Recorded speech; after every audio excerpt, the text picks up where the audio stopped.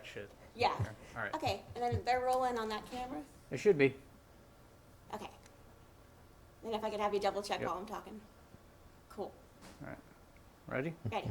Cool. Look at me the whole Recording time. on this? Okay. Awesome. Can I have your first and last name and spell it out for the record? Okay.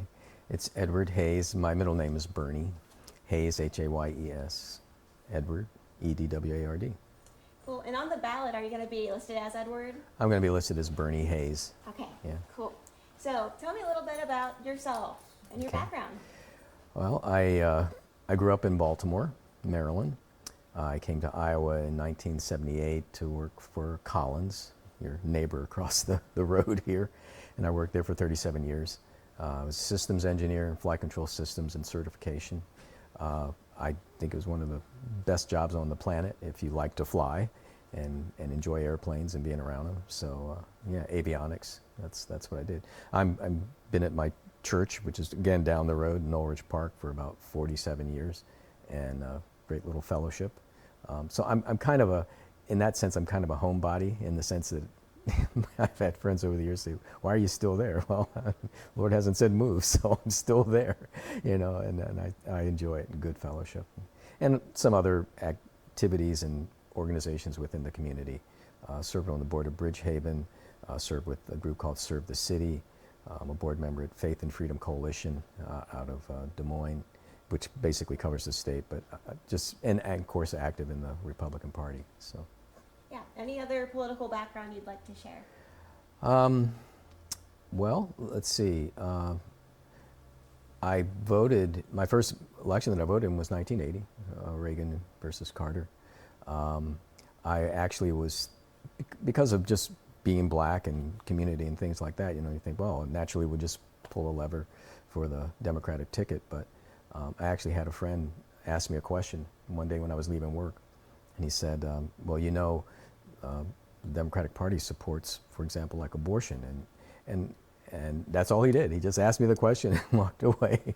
And I thought, I need to think about that. I need to pray about that and think about it. And I actually switched my vote because of that.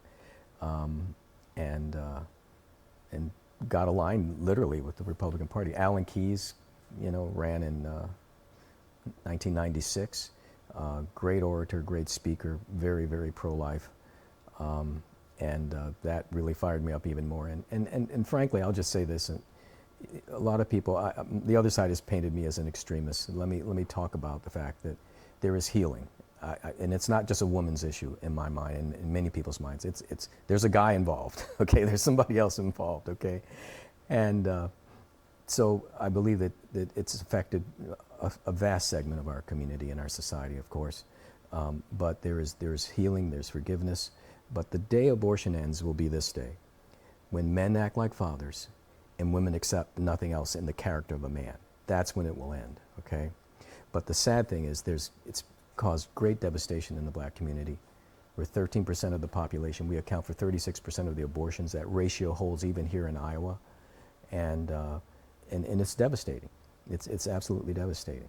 So 75% of black kids go to bed at night with no dad in the home. And I think some of that indifference is because of this attitude towards life. So yeah, I'm pretty extreme about that, and I think for good reason. So anyway. Yeah. So what's motivating you to run for this House seat? Well, I've run a couple of times in that Southeast district. I've lived there for 20 years, and I ran for state senate in 2018. I ran for state senate in 2022. So it's home turf in a sense, and we felt like, as far as party members and that kind of thing, and representatives, we just felt like, we need to give the people not only a choice, but let's not just say, well, there's an opportunity and ignore it. It's not necessarily an easy race, because like I say, I've done it twice, but at the same time, we felt like, we're gonna put up a little bit of a fight, if you will, or at least a fight, and say, yeah, let's go for it. Let's see if we can't, persuade people to come to our side and support us. So. And what are some of your legislative priorities? Okay. Well, let me start with this one. It's kind of a simple one, but I work with a lot of families that are on assistance or have over the years. And one of the things that's frustrating is that they will get assistance and then they'll maybe get some work or a job, And as they have more income, then they take the assistance away, you know, and it's like pulling the rug out from under people. And I'm thinking, why do we do that? Shouldn't we reward them for becoming self-sustaining and able to maintain, you know, themselves and an income and so on? And I feel like it's just a simple change. Let's make it a gradual thing. Let's reward and incentivize people for doing better and being self-sustaining, as opposed to just living on assistance and staying on assistance and not pursuing anything else simply because, oh, if I do this, they'll take my funds away. No, that's just backwards, okay? But along the same lines, when I mentioned the thing about families, it's not just black families. Across the culture, there's like 40% of kids, all kids, Latino, white, black, live in fatherless homes, okay? And that's a big factor in terms of the stability of family and, let's say, motivation for education. This covers the whole swath, okay? So for example, both my parents were teachers, okay? You can have the best teacher on the planet, okay? But if a kid goes home hungry, or they go home and they're not motivated, they're not disciplined, they're not cared for, why should they do anything? Why should they study? Why should they try to excel? We need to build solid families, and I think one way to do that is to incentivize, actually reward people for doing life the right way, okay? And you say, what's the right way? You graduate high school, we reward them. You get married, we reward them. You have a child. You know, President Trump is pushing there saying, oh, you know, our birth rate is, you know, we're not replacing ourselves, which is true. And it's very true in the black community. You throw abortion, sadly, on top of it. But the thing is, we don't just want to have more kids. We want to build families, okay? And over in Hungary, they're rewarding people for having babies and so on, that, you know, monetary rewards. But we could do that with monetary rewards or tax incentives or that kind of thing, but reward people for doing life the right way, graduating high school, getting married, or getting a job, getting married, having kids, watching their kids go up through high school, staying together as a family. And I think that's where we want to go. And so I would definitely be promoting plans, programs, legislation that incentivizes and rewards that kind of structure, that kind of path. So your District 78 includes the casino property that was just approved. Yeah. Of course, it's a big topic here. Here we go. So what are your thoughts on some of the opposition in the State House and this casino that's on the way? Well, here's my basic story. I mean, everybody's got a casino. You can drive at least in 3 directions from Cedar Rapids and hit a casino within 30 minutes. And I've actually talked down at the city council about it and that kind of thing. And I say, why are we going to be like everybody else? Aside from, there's some detriment with the casino, and that's my concern. You know, you do an ad and you see the next thing on it is, oh, you know, if you got a gambling problem, call this number. It's like, why are we bringing something that would be detrimental to people and families and promoting it and say, oh, you know, there's other benefits. I get it. But here's the deal. Cedar Rapids, Collins is right across, a very innovative place. That's why I came here, one of the reasons. I mean, Arthur Collins, Scott McCloud, these people have done just incredible things. GPS satellites, Apollo landing on the moon. I mean, come on, we can do better. And so I said, you know, why don't we think about building a virtual reality venue, a holodeck. Pull it from Star Trek, okay? Star Trek is responsible for cell phones, iPads, talking computers, and we're doing all that stuff. And why don't we do that? You could have simulations, you could have training, you could have entertainment. Over in, I think it's Norway, ABBA, they have a virtual holographic stage and venue, you know? I mean, it's like we could do this, and people would literally, if we build it, I believe people will come. They will be there 24/7. Because you could do so many things. I mean, operations, research, training, study. You got a wedding party and you say, hey, I want to try on a different wedding dress. Okay, snap your finger, boom, there you go. You want to try it on for your whole wedding party, boom. You know, I mean, it's like, I just don't get it. It's like, why don't we pursue something that's unique and different as opposed to everything that everybody else is doing? And I think it would work. That's just me. So I'm sure you're aware of the closure of the Hy-Vee on the 1st Avenue down in Cedar Rapids, also in District 78. So that leaves a food desert in that community, no real grocery store, place to go get food. So what are your thoughts on addressing food insecurity at the State House? I think in situations like this, obviously, Hy-Vee made a decision to say, hey, you know, we're going to close the store, but there's other factors that are involved too, I would imagine.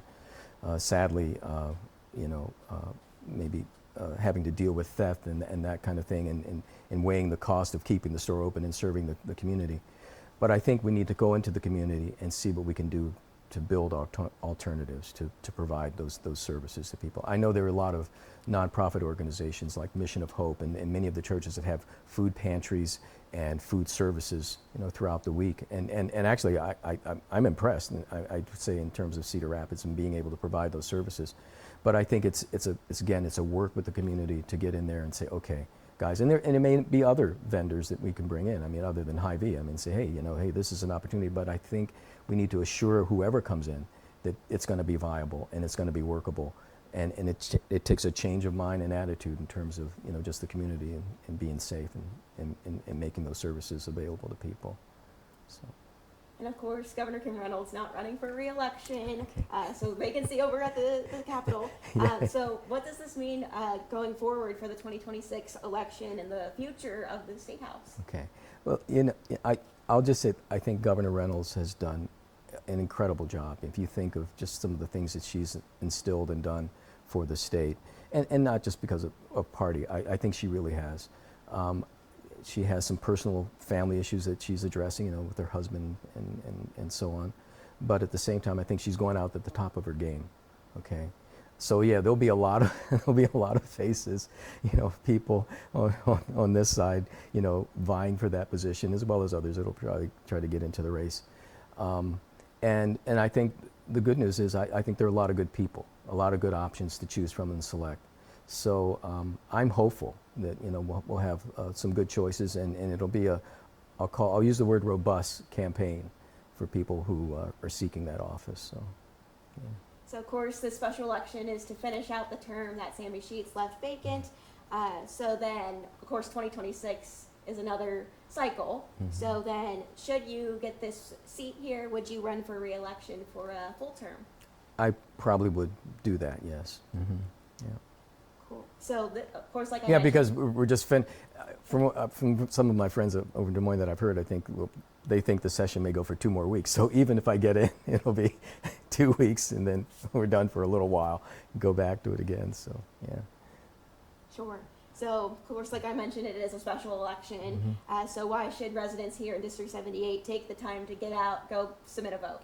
Well, the cool thing about this election, and particularly representing this district, is if you think about it, I mean, as far as the majority party, I'm part of the majority party.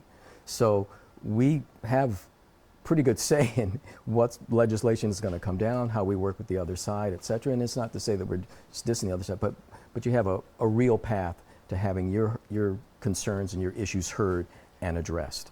Okay, whereas, sometimes the party politics gets in the way, and, it's like, we're not, going to really push or go with the other side and listen to them. But I'm open to working with the other side for sure. But now it's direct, if you will. And there's that majority that you can work with. Then why is it important to build a relationship with the people you represent here in Cedar Rapids? Oh, absolutely, because, well, like I said, I've lived here for 47 years, and I love the community, and I love the people, and I want to see them prosper.